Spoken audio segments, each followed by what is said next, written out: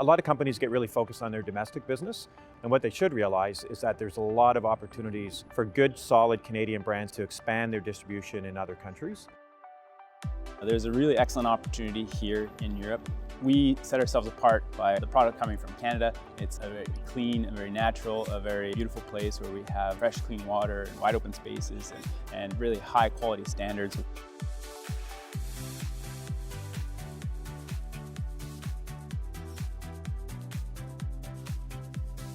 We're a vast country, but population, we're restricted. So if you're looking for growth, the world is your playground.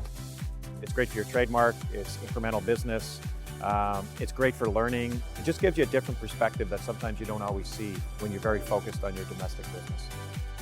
This is an excellent market to consider and to focus on. And I think working with the Canadian Ag Pavilion has really made it easier for us to connect in this market.